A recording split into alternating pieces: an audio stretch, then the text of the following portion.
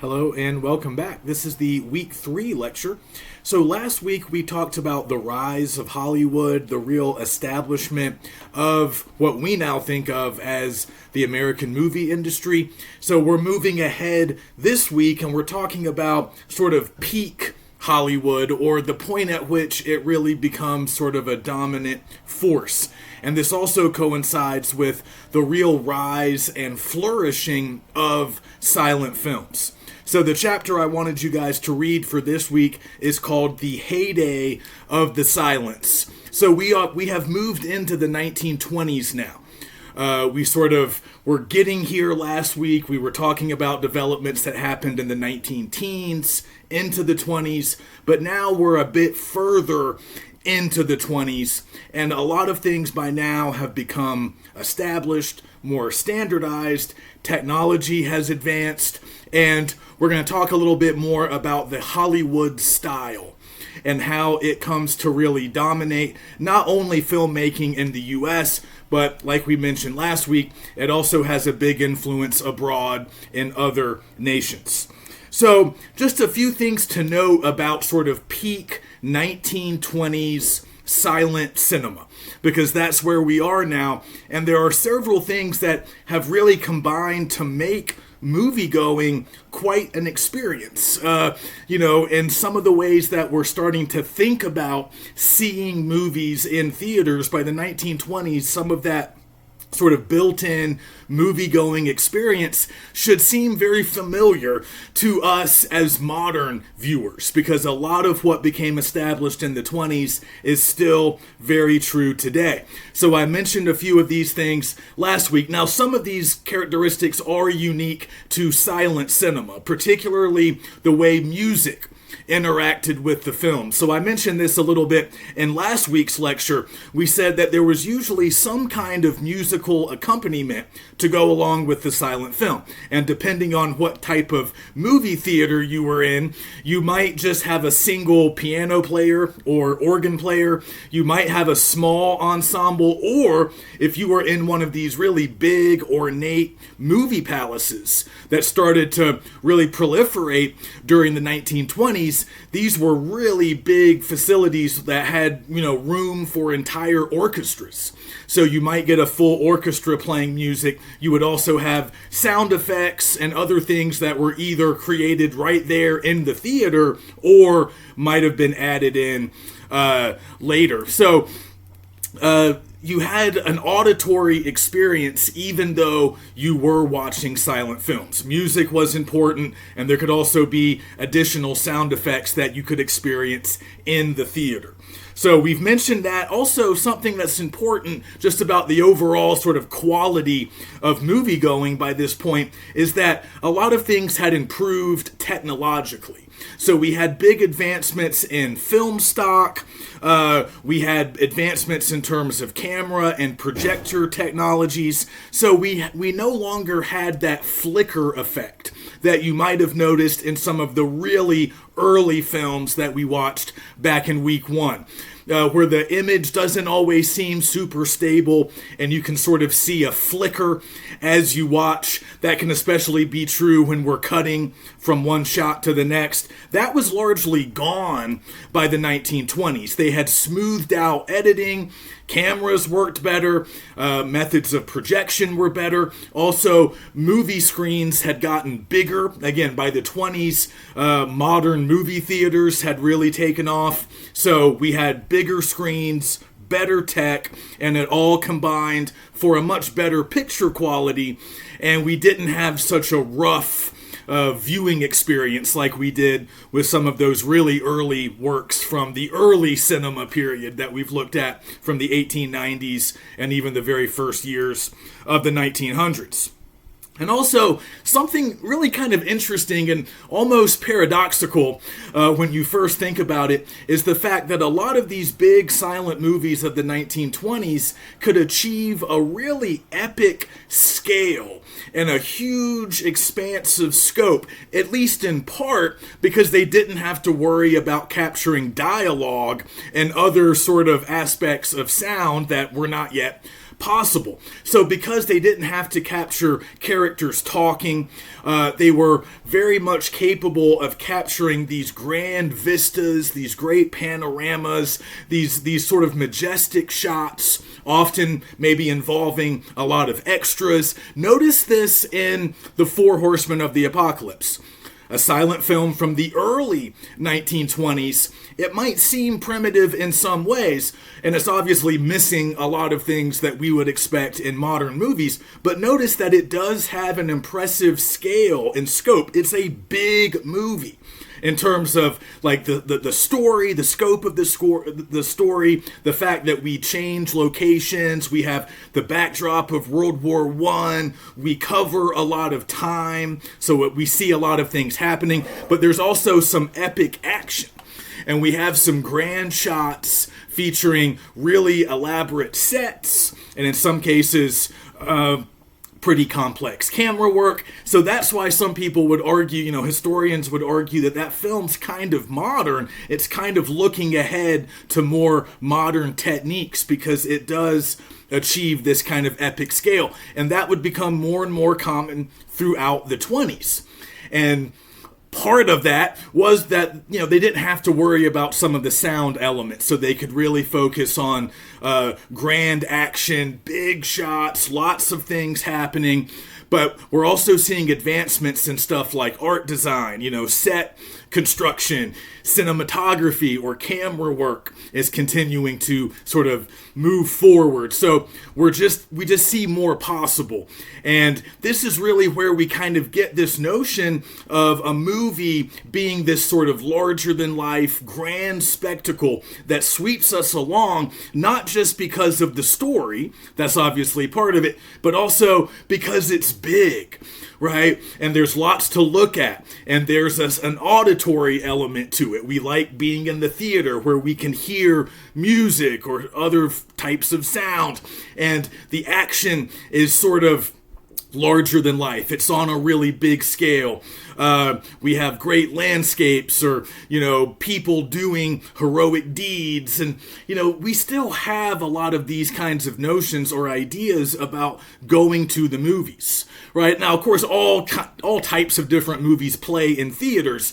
But even today, we still have this idea that, the best kind of movie to see in theaters is an epic of some kind. Maybe a grand epic featuring a lot of action, characters doing a lot of interesting things in beautiful places. We're going to have shots featuring maybe casts of thousands, extras, maybe a grand battle scene or something like that. We've all seen movies like that.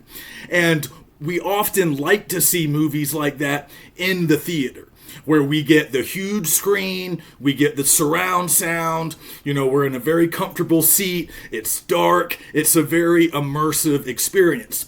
So that sort of foundational idea about the appeal of going to the movies, it sort of gets set in stone here in the 20s with movies like The Four Horsemen of the Apocalypse that are big in scale and they're sweeping and they can only be fully appreciated really in a movie theater. So that idea really is still with us in a lot of ways. So this is a time of great innovation, some experimentation, advancement of technology, and also, as the book says, the emergence of what we call the Hollywood style. So they define the Hollywood style as narrative entertainment with an aesthetic of realistic illusion. So that might not mean a whole lot to you the first time you read it. Let's break that definition down. What does that really mean? Well, the first part I think we already get. Narrative entertainment. As we've seen, the very early movies of the 1890s didn't really have narratives, right? They were just showing us things like trains and babies and people walking around, and it was just the novelty of seeing that projected up on a screen with the illusion of continuous movement. What makes movies different from earlier forms of sort of visual art like photography. So it was a cinema of attraction, a cinema of novelty initially. And we didn't really have stories until we get into the early cinema era and the early transitional era. Once we get into the 1900s, or we're about 5 to 8 years in, we start getting longer films that actually have narratives. They're still not feature length yet, maybe 10 to 15 minutes, but they tell stories. We have characters. Things are happening. We have plots, themes, settings, all those typical narrative elements that we would expect to find in a novel or any other type of narrative fiction. Initially, those stories were largely coming from plays. They were largely coming from the stage. We didn't have a lot of original movie ideas, though we had some, like A Voyage to the Moon. And then by the 19-teens, like we said last week, we start getting feature-length movies that are roughly the same length as movies today, so they're telling more complex narrative. And that's obviously very much the case now in the 20s. That's become the standard, right? Pretty much any movie is expected to have a narrative. It's expected to at least be around an hour and a half, thereabouts, could be a good bit longer. And these are just becoming standard features of what people expect in movies. So we need narratives. People like narratives, but obviously the narratives need to be entertainment. They need to keep people engaged and interested. But the next part of the definition, I think, demands a little bit more thought. So we have narrative entertainment with the aesthetic of realistic illusion. What does that mean? Well, it just means that movies were increasingly trying to create a sense of realism. They were trying to capture kind of what real life felt like. And this is a little hard to kind of wrap our minds around because we know that not all movies are strictly realistic in all ways. Particularly if we're watching science fiction or the fantasy genre, we might be in a different galaxy. We might be in a different world. Things might not look like our everyday world, but even in those genres, we still have a high degree of realism when it comes to characters, right? How characters look, how they talk, and just sort of a basic level of believability. Even if we're in a different planet, we still want things to seem real within the context of that planet. It might be different than Earth, but we want believability. We want to sort of buy what we're watching. This is actually an interesting concept. We don't think about it a whole lot. I think we're sort of generally aware of it. But it's interesting and it's kind of worth exploring, and it's very important when you think about the way movies work. Really, it's an important idea for all narrative fiction. You guys might have heard of it before, this idea of suspending your disbelief. And you have to do this anytime you're consuming a fictional narrative, whether it's a novel, short story, TV show, movie, it doesn't really matter. It's this kind of complex psychological arrangement that you have with yourself, and it is very much an illusion. You go into a movie, for example, knowing, before it even starts, you know it's not real. You know it's a work of fiction.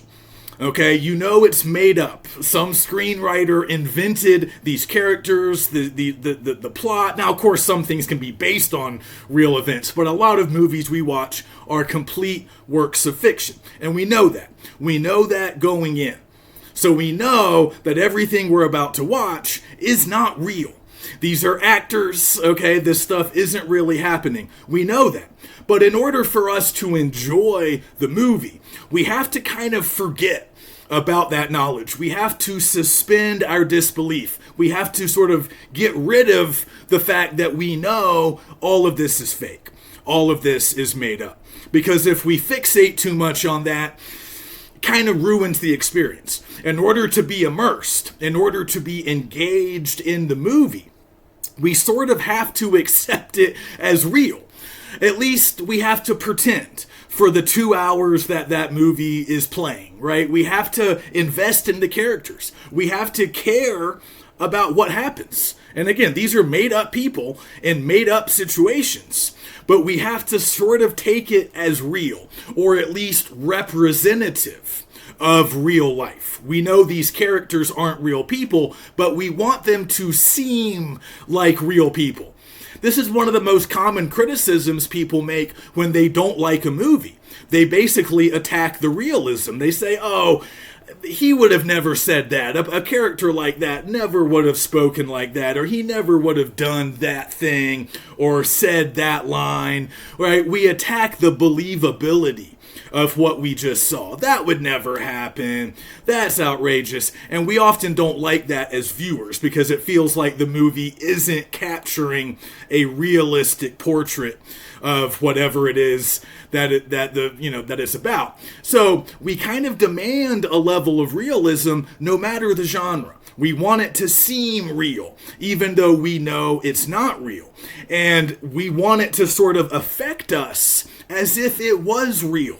Think about a movie or a show or a book that you really care about, a work of fiction. You really care about a character, right? Or you really had an emotional response to a particular moment, a particular scene. You know all of that stuff's not real, but it might have still provoked a real emotional response in you. You might have been genuinely sad or genuinely happy. Typically, people who really like movies are going to be moved by movies. They're going to get angry. They're going to get upset at times. They're going to get very happy based on what's happening because they've successfully suspended their disbelief. They're accepting this as kind of true or real, at least as long as they're in the theater.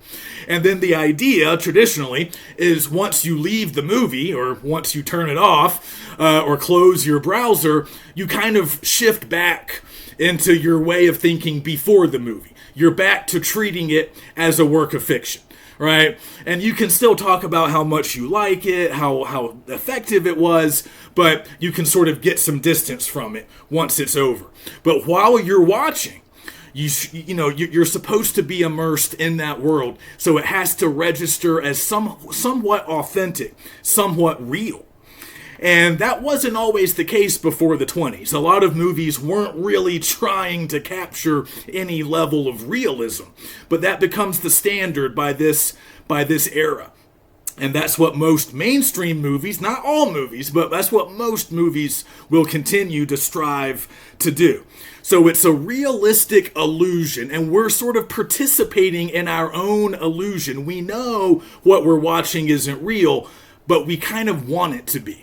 And this even extends to how movies work in general. Like we were saying in week 1, the whole idea of a motion picture is kind of based on an optical illusion, right? The movie makes you think you're watching continuous action, but technically you're not.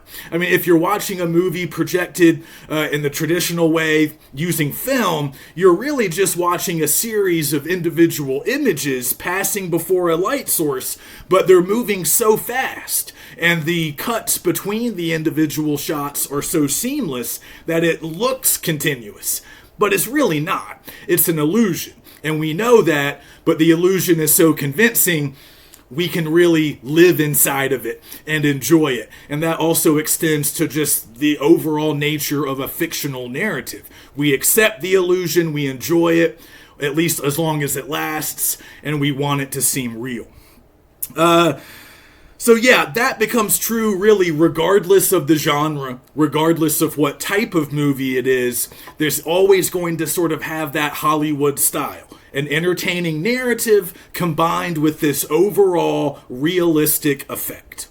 But there are some other things that really come to characterize this sort of high point of silent movies in the 20s. So they list a few of these developments in the book. They talk about continuity editing. And this is kind of a big deal. We don't think about it very much, but it is still very much the standard today. So we've talked about editing a little bit. That's a post-production process where they take all the individual shots that go into making a movie and they assemble them in a logical, sort of continuous way, and they make sure that it's a sort of seamless transition from shot to shot and it gives us that illusion of continuous action. So, like we were talking about, I think 2 weeks ago when we mentioned A Voyage to the Moon, in really early cinema, editing wasn't always based on this continuity model. And we use that film as an example because sometimes we have what's called like a jump edit. We go from one thing and then we skip to a later action or event that doesn't necessarily logically follow the thing that we saw in the previous shot. So again, that's because they hadn't fully bought into the realism model prior to the 20s. And some directors weren't really concerned if they were sort of creating or recreating the rhythms and patterns of everyday life, how things would normally unfold in reality. But by the 20s, that was the norm. That was the standard. So you would have continuity editing where one thing would logically follow whatever came before it. So again, just a better way to simulate reality, a better way to make audiences sort of accept what they were seeing as real, or at least it could be real. It feels pretty real. And also, with continuity editing and some other advancements in cinematography, we didn't need as many intertitles in silent films. So we mentioned last week that early silents were very reliant on intertitles to provide critical information to viewers that viewers wouldn't otherwise understand. So because we can't hear the actors talk, sometimes we need dialogue delivered in text form so we know what they're saying. And then in other cases, the intertitles would just sort of give us important plot points. They would kind of orient the reader a little bit, like, oh, and now this is happening. Because it would be hard to follow the movie otherwise without having, modern sound. And even the way some of those early films were shot and edited, again, not always continuous, could be hard to follow without the text explaining things to us. But once we get further along in the 20s, we don't need as many intertitles because continuity editing and just better techniques make the action easier to follow, even without hearing the characters talk. So intertitles don't go away entirely. We still need them sometimes for dialogue. But we don't need them to explain everything that's happening so much because with these increased or improved techniques, viewers can follow along just by watching. Another thing that the book talks about that's very characteristic of this sort of, highlight or peak era of silent movies is what they call the analytic aspect of scenes. So that's another term from the book that might not make a whole lot of sense, but we can break it down. What does that really mean? It just means that individual scenes become sort of a essential building block of the modern movie. And that's still true today. So if we think about an individual scene in a movie, it's almost like a standalone set piece. Almost like a mini narrative or a particular moment that sort of stands out within the larger narrative. So typically we have a certain degree of unity that makes the scene identifiable as a particular scene. So normally this is going to be centered around a particular event, a particular action. It might only be about 5 minutes, maybe a little bit longer of the movie's runtime, but we're usually in one place doing or watching one particular thing happen with one particular group of characters, or maybe just a couple of characters. So we have kind of a unity of time and place and people. And we see this particular thing unfold over the course of 5, 7, 8 minutes. And then usually the scene ends and we go to the next scene. So in early movies, that wasn't always the case. But by the 20s, this has become standard. And like we were talking about last week, another thing that happens by the 20s is we have this sort of specialization of movie roles. We have the specialization of jobs, particular fields or areas where people work on the production of a movie.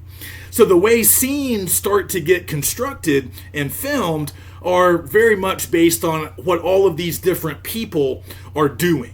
So now if we're going to shoot a scene, we have to have the people designing the set, getting the set to look right. We have people in charge of hair, costumes, makeup. We have people setting up the lighting, right? We have the cameraman and the cinematographer who's in charge of the camera work.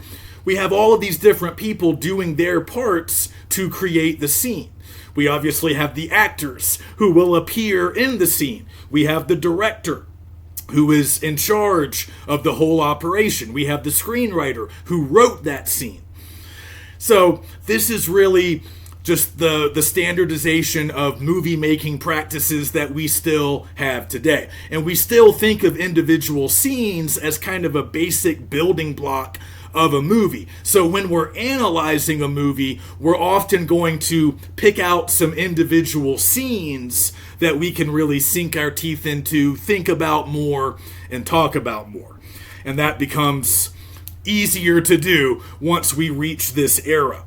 Also, another thing the book mentions, this can be kind of hard to understand just from reading the chapter. So I recommend maybe Googling some of this. They talk about how the action was staged in front of the camera and how this has changed a lot since early cinema and that transitional period that we've talked about in previous weeks. So we've mentioned before that early narrative movies were very much influenced by plays, stage plays. And in fact, they took a lot of their ideas directly from plays. They would just sort of adapt popular plays to a movie form. But also, that extended to some of the early techniques of camera work.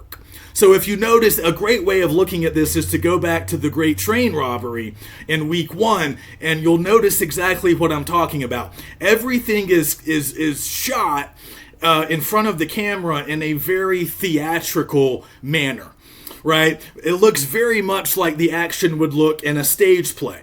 And I think we mentioned this either in week 1 or week 2. This early type of camera shot was called a proscenium shot, because it was supposed to recreate the visual vantage point of an audience member at a play. It was basically making the action look like it would look if you were watching a play, your vantage point from the audience looking at the stage. So this was very static. This was a very static way to capture action, because those early filmmakers didn't really know how to move the camera, how to do different kinds of angles, different kinds of shots. So they would just set their camera up and have the action unfold in one long shot, sometimes lasting multiple minutes. And then once that particular action was over, they would cut, and then they would go to their next setup, and they would get the camera set up somewhere else, but then they would have the next scene or the next action unfold in that same kind of stiff, static, theatrical manner. The camera doesn't move, and the shots were often pretty long. And that's how early movies generally looked. We didn't really start to get more dynamic camera movements until the late 19-teens, and of course into the 20s. And one thing that they had really mastered by the 20s was just a better way of capturing action in front of the camera. So they adopted what's called the 180-degree rule. So they talk about this on page 202 in the book. It can be kind of hard to just understand it from reading. You might want a diagram, and you can find some good ones online. But the idea is you kind of have this imaginary line, what's often called the level of action. And let's say you have two people in a shot, right? Two people standing essentially side by side, and they're having a conversation. All right, so the way you would typically film this, the sort of standard by the 20s would be you could kind of have this imaginary line go running through the two actors. Not just in between them, but literally through them, like all the way through their bodies, sort of forming a straight line, connecting them, and then extending a little bit beyond them, a little bit maybe behind them as well. And the idea is the camera should never cross that line. Basically, you want to stay in front of that line of action. But you can sort of draw this sort of little bubble around that line of action, and you can set up your cameras in different positions, capturing different angles as long as you're on the right side of the line. And this has to do with continuity. If you get behind the line, you're going to make things look weird to viewers. You're going to make things difficult for your audience. This was created in order to create a better sense of realism, continuity, because they realized that as long as they stayed in front of that imaginary line, they could move the camera. They could capture the actors from different angles doing different things, but the audience would never get disoriented by the geographical relationship of the actors, right? You don't want to have that. You don't want to get behind the line, because then your perspective flips and everything becomes kind of inverted. And you might want to do that if you're trying to bewilder or confuse audiences, but typically if you want them to follow the action in a continuous way, you got to stay on the right side of the line. And that way, there's continuity. There's a clear relationship in terms of space, how these characters are oriented to each other, but also how they exist in that larger geographical space of the scene, wherever they are. Inside a house, driving in a car, walking outside in a field, it doesn't matter. You always want to stay on the right side of that line. So just Google the 180-degree rule. You'll find some good diagrams where they kind of show you how they would set up cameras to capture two actors in this kind of hypothetical scenario. It makes a lot of sense when you look at it. And I've linked you actually to a pretty good diagram on a website that you can look at. Just click on it in the week 3 module. So that becomes the norm by the 20s, and it's just another one of these advancements that we don't think about now because we take it for granted. We just assume that everything is going to look like that most movies are going to follow that rule. Another thing they started to develop by the 20s was what the book calls the eye line match and the reverse shot. Again, these are just technical aspects of camera work that help to improve the illusion of reality. So the idea with the eye line match is, again, just the sort of logical continuity that we expect in a scene. Let's say we have a shot of a character looking at something, right? So we're going to get a shot from roughly that character's vantage point. We're sort of at their eye line, and we're looking at them looking at something. So we understand they are looking at something. So then in the next shot, we're typically going to see the thing that the person is looking at. We're going to see that object, or it might be another person, whatever. So we're going to see what the character sees. We might not see it completely from their perspective. We could see the object from many different angles, potentially, depending on how the director and the cinematographer want to do it. But it just follows logically. We see somebody looking at something, and then we're going to get the very next shot revealing what that thing is. So we understand the relationship, again, this sort of geographical relationship, no matter where we are. We need to understand where the actor is in relation to objects and other people. How close are they together? How far apart are they? We have to be able to understand movement, and we have to stay oriented. And they can do that. They can create this illusion through camera work and editing. And that's what they really had mastered by the 20s. And, if you notice, as the book points out, what this really does, what the eye line match and the reverse shot really do is they remove the distance between the viewer and the action on screen. But again, by capturing this sense of reality, by making things look roughly the way they would look to us in real life if we were looking at them, by creating that effect, we're just more immersed as viewers because this seems real. This is capturing certain real aspects of reality that we can relate to and understand. So even though we know that we're watching a fictional narrative, it helps if that fictional narrative creates an eye line and creates visuals that seem real, that seem similar to real life scenarios. That helps us to really believe in what we're watching. It helps us to connect with it, engage with it, and like we were saying, kind of suspend our disbelief so we can accept, at least while we're watching, we can accept this as more or less true. So that's not just a mindset that audience members have to adopt. That's an effect. That suspension of disbelief is largely an effect created by the artists, whether it's a writer or a filmmaker. And when it comes to films, it's largely camera work and editing that really create the illusion that draws us in as viewers. Another thing they mention, well, before I get into genres and just a few things about acting, while we're still talking a little bit more about some of the technical elements, I would encourage you to read the little breakout bio pieces that are kind of found throughout the chapter. You can read about Greta Garbo, Lon Chaney, some famous early actors. You can also read about Fritz Lang, who's our director of Metropolis, the film that we're watching this week. But also on page 200, there's a cool little piece on James Wong Ho, James Wong Howe, who's a very important cinematographer. And he kind of helped to create some camera movements and angles and techniques that are still with us today. And they mention this at least briefly in that bio. They talk about his use of the dolly shot.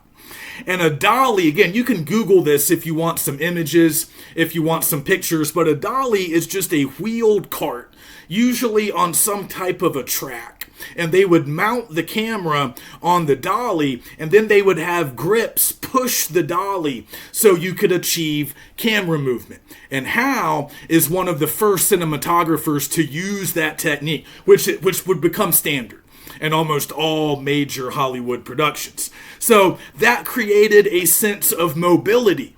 By moving that mounted camera on the dolly, you could move from side to side, you could move closer, you could move further away, and you could also achieve the tracking shot, which is a very kind of popular, common shot in a lot of movies today. It's very striking.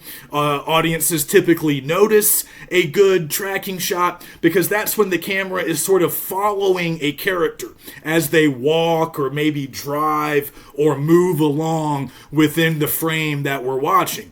So this, again, demands that the camera be mounted and moved on a dolly, on some type of a track. So we're moving side to side or maybe forward, maybe back. And with a tracking shot, we can really achieve this sense of movement, mobility. We're following the character. And in some cases, this will create the effect for audience members almost like you're inhabiting the character. You can kind of maybe see things a little bit from the character's perspective.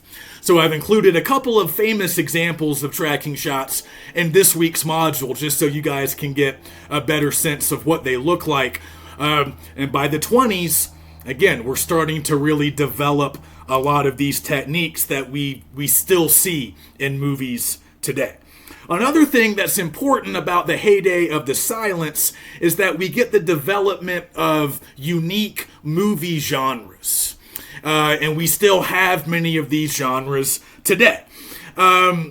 We've already talked a little bit about the Western as an important early genre, a big reason why a lot of movie production moved to Hollywood in the first place, because Southern California has a great landscape for shooting Westerns. So some of the earliest narrative movies were Westerns in the U.S. We've also seen a very early example of science fiction with A Voyage to the Moon. So we already had some examples of genres emerging before the 1920s, but they really get solidified and kind of standardized by the 20s.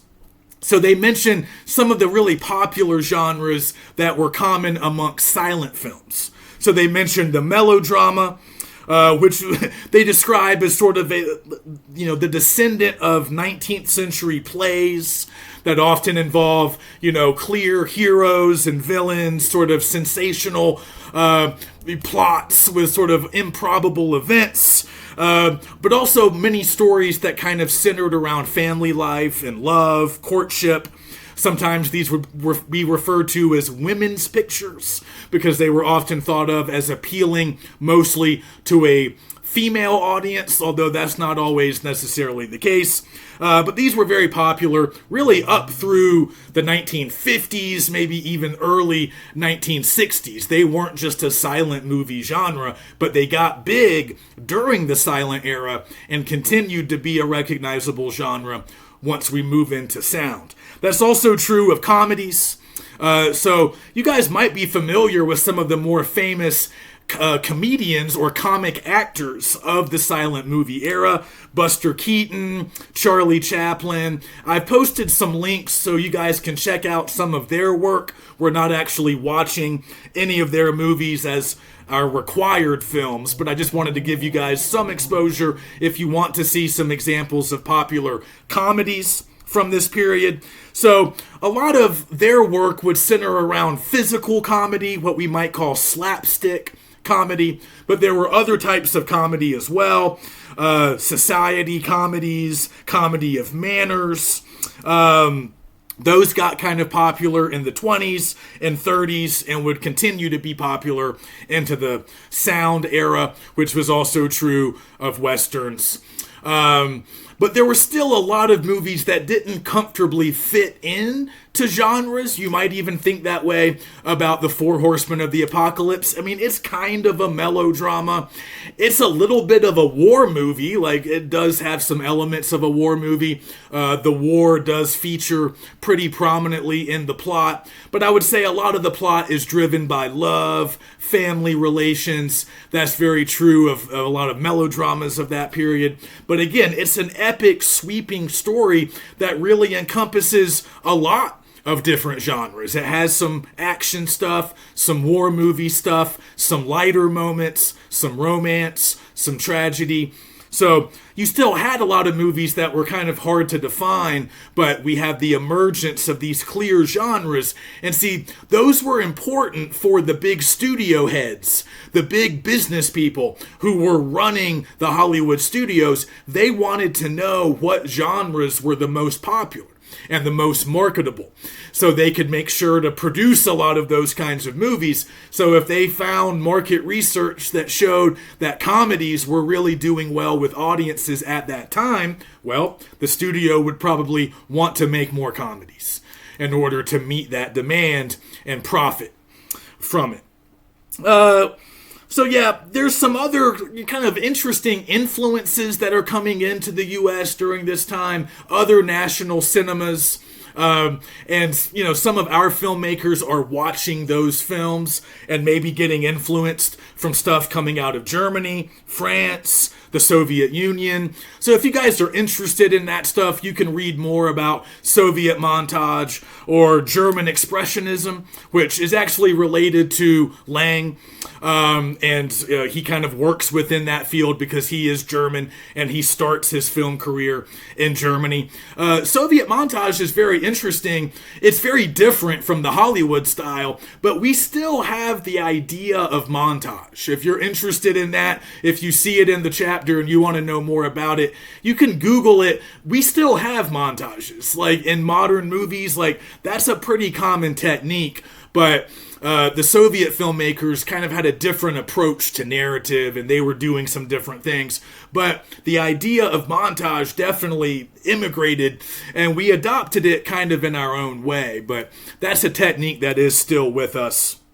And like I said, there's really thriving film industries in countries throughout the world.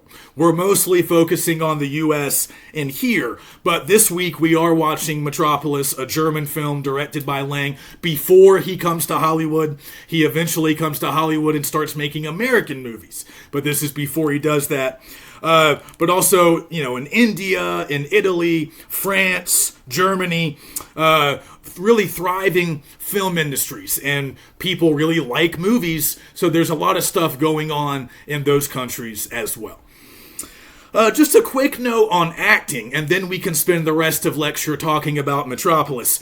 As you can imagine, there's also a big transition in acting as we kind of exit the silent era and move in to the sound era. So we're going to notice that, but even by now, even here in the mid-20s, with some of these advancements in camera work and some of these other technological breakthroughs that we've mentioned, acting is starting to change a little bit. We might notice that in those early films, acting is very exaggerated. It's sometimes referred to as gestural acting because it's very much based on physical gestures and facial expressions. And because the movies were silent, in order to really convey emotion and to get the meaning across, actors would really have to emote, or they would have to be very exaggerated in their gestures.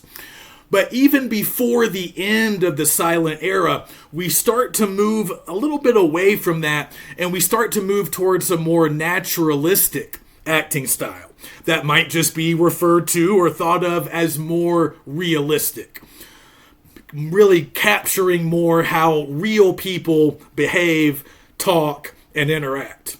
So this would really accelerate once we have sound. Once we can start hearing the actors, they don't have to emote and gesticulate so, wildly in order to convey whatever it is that's going on. But they also mention in the book that during the 20s, we have the sort of introduction in the States of the Stanislavski method, which comes from Russia, or what was then the Soviet Union, and it's a particular style or theory of acting that comes from this guy who was actually a Russian theater director. So, he was kind of involved in the movie world, but he was mostly involved with stage plays. But he develops this idea that the more effective method of acting comes from a certain amount of internalization, which means an actor shouldn't just sort of play a type or do sort of broad gestures that can be easy to decipher for anybody. They should really sort of imagine that they are the character that they are playing. They should internalize the role so they can really inhabit the character in a more realistic, authentic way.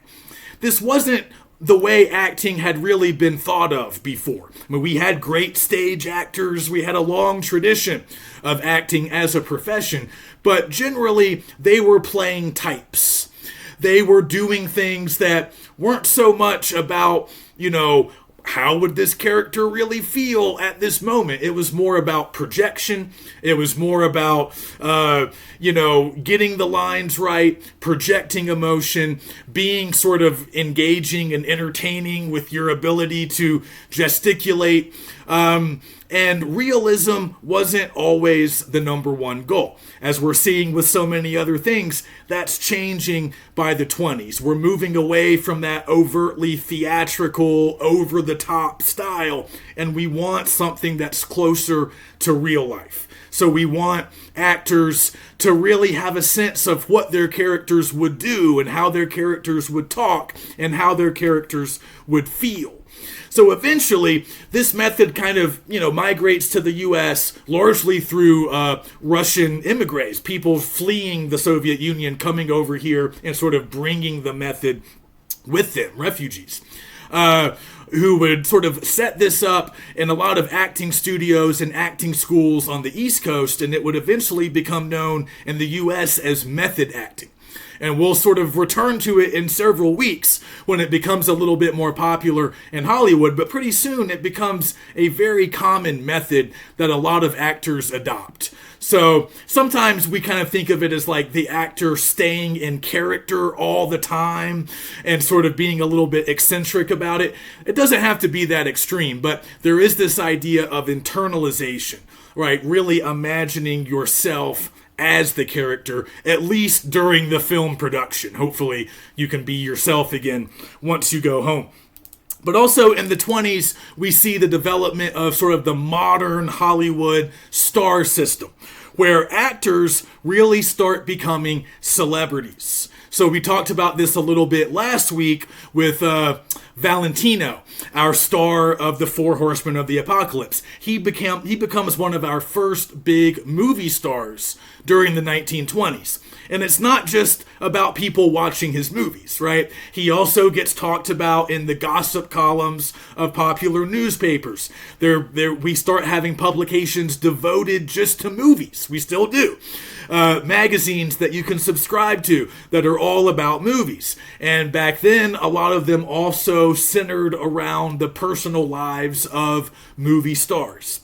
So they become not just movie stars, they become larger than life celebrities that pretty much everybody knows, even if you haven't seen a lot of their films. So we get even more of that in the 20s. We have a whole group of these film stars that become fodder, for the gossip pages, and they become quite famous and wealthy and sort of influential. But we also have this particular way of marketing actors. And again, this is part of the Hollywood style. This is part of their particular star system that they develop by the 20s. It's a combination of acting and the star's personal life. And also, I think as the book puts it, the creation and maintenance of an image. You have a particular public image that the actor has to maintain. This would often be based, at least in part, on the types of roles that the actor played. So if the actor was often in sort of action, adventure films, swashbuckling, pirates, epics, wars, saving the day, then that would sort of become part of that public image that they would portray and sort of embody. And it would be a big reason why they became popular. Actresses also could kind of have their own image based often on their characters, but also perhaps in part based on what people knew about their personal lives. So those images that the stars would assume became very marketable for the studios. And they could make a lot of money, not just from the movies, but also from the public image of their stars. And that's still true today. I think we still have a system that works similar to that even today. Although there is an interesting argument that's been made that we don't have movie stars in the same way now that we used to. Like even going back to like the 90s, the early 2000s, some film critics and scholars would argue that we've kind of lost that sense of true movie stars. We have some popular actors, but maybe not movie stars in the way that we did for many decades. I think that's up for debate. Okay, so let's wrap up by talking about Metropolis, our film for this week. It comes out in 1927, directed by Fritz Lang, who again is a German guy, so he starts his career in German cinema. And Germany had a thriving movie business during this time. And I mentioned German Expressionism as kind of a particular style that comes from a lot of German films from the 1920s, used lighting and shadows in very interesting ways. They also often featured kind of unusual or interesting subject matter. And that was a pretty influential style. A lot of Hollywood directors were influenced by German filmmakers like this guy.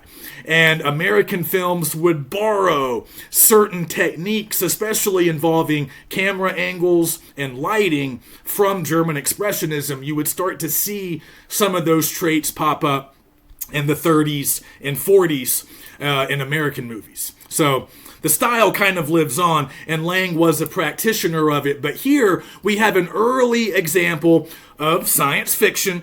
The film and the story, perhaps, might feel pretty modern in a lot of ways. So you can pay attention to the sets, which are very elaborate, were very expensive to design and construct. You could also think about some of the special effects that we see here. These are largely like practical effects. They didn't have computers yet to do a lot of that work, so the special effects largely had to be created by people sort of working in real time, but you can find some examples of those. And also just notice the scale and the spectacle of this film. It's a big film. with a grand, epic sort of scope. So we were talking about that with the Four Horsemen of the Apocalypse. I think it's also true of this movie. It's been called by some a futuristic epic. It's been called the first aesthetically significant science fiction film. It's also been referred to as a dystopian nightmare about a city-state built on slave labor. It's also been described as a story about technology run amok. So some critics and historians would argue that the film is still pretty relevant today because a lot of the themes, a lot of the bigger ideas that this story is kind of wrestling with are still kind of important to our modern world as well. But we can find a lot of technical innovations just on the level of movie making as well. Just a little bit of interesting backstory. The version that we are watching that I've been able to share with you this week is a restored version of a 16 millimeter print that was found in Argentina back in 2008. We had previously thought that this version had been lost. We had a different, sort of more abbreviated version of the film. So this one that was found in 2008 had some extra footage. It was restored. They added some intertitles, but I think mostly we have the original intertitles here. But there's also some summaries of missing scenes that we simply don't have anymore. They didn't survive the preservation process. So, just kind of an interesting bit of history. This was a fairly new discovery. This print, this longer, more complete print, we've only been able to watch it for the last, 15 years or so. The movie was based on a 1927 novel written by a German novelist who I believe was a Nazi sympathizer, so we don't really read her a whole lot anymore. But one interesting note is that the book was written for the specific purpose of being turned into a movie. And some historians think that's kind of significant. We didn't see a lot of that back in the 20s, but now it's fairly common for books to be written just so they can be adapted for movies. And sometimes it even goes in the reverse order. Sometimes we'll have books that come out after the movie, or there might be the next, installment or episode. We have a lot of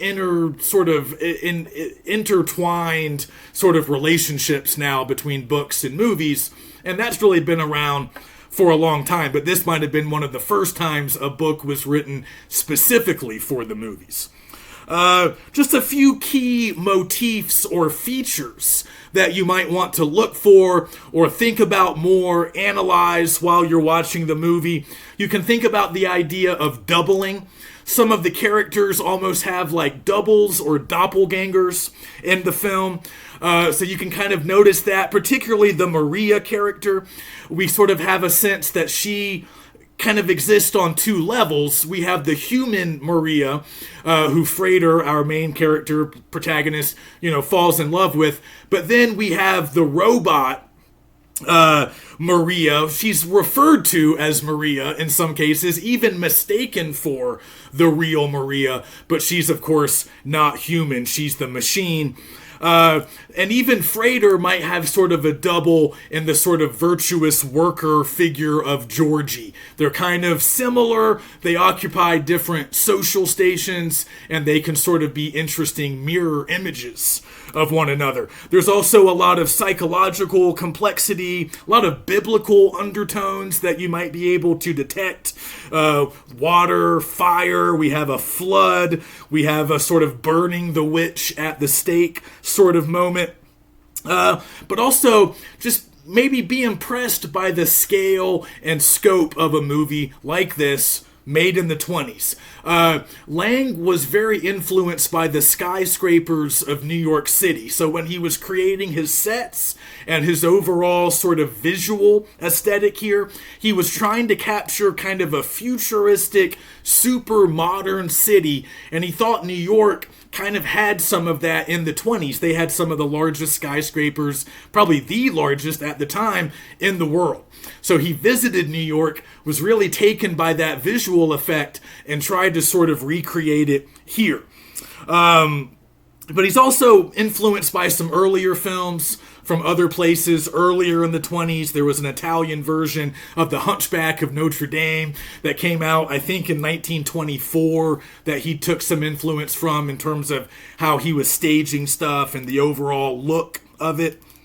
But you can also think about special effects. You can think about the costuming. So when it comes to the sort of robot Maria, or like the robot character, the costume was created, again, all practical effects. The costume was a whole body plaster cast that was made by a sculptor and sort of shaped to fit Brigitte Helm, who was the actress playing Maria.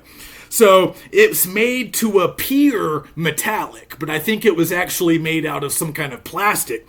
But it was very stiff, very uncomfortable. It caused some minor injuries for the actress. But there was some other special effects that were very innovative for the time. Lang used a lot of miniatures of the city. And in some cases, they even used this effect that's referred to as the Schuftan process. I think that's how you say it. It just sort of involves making it seem like actors are in a miniature set, using a mirror effect, like covering part of the camera lens with a mirror. Very practical, sort of primitive special effect to us, but it created a pretty cool look. And he wasn't the first to do it, but they kind of helped to popularize it in this film, and it would be used in other films of the era. At one point, they also put a camera on a swing.